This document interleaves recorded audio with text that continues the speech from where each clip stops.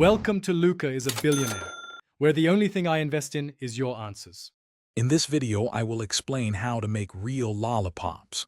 First, gather your ingredients and equipment, ensuring you have everything ready before you begin the cooking process. We will then move on to the crucial step of cooking the sugar syrup to its precise temperature. Finally, I'll guide you through pouring the hot mixture into molds and allowing your lollipops to cool perfectly. Let's get started on this sweet adventure.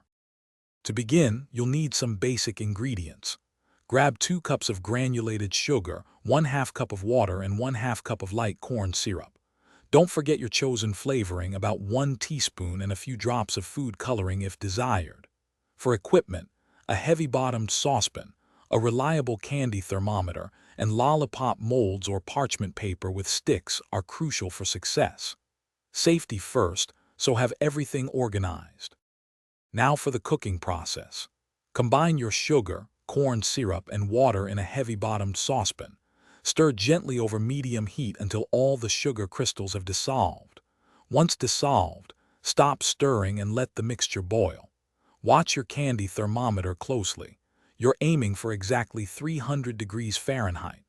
As soon as it hits this temperature, remove the pan from the heat and carefully stir in your chosen flavoring and any food coloring.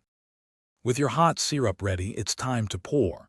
Carefully spoon or pour the mixture into your prepared lollipop molds. Work quickly but precisely, as the syrup will begin to set. Immediately place a lollipop stick into each mold, giving it a slight twist to ensure it's fully coated and secure. Now, the hardest part. Patience. Let your lollipops cool undisturbed for at least 20 minutes, until they are completely hardened, before gently removing them from their molds. Thanks for watching and please subscribe. It's the best investment you'll ever make.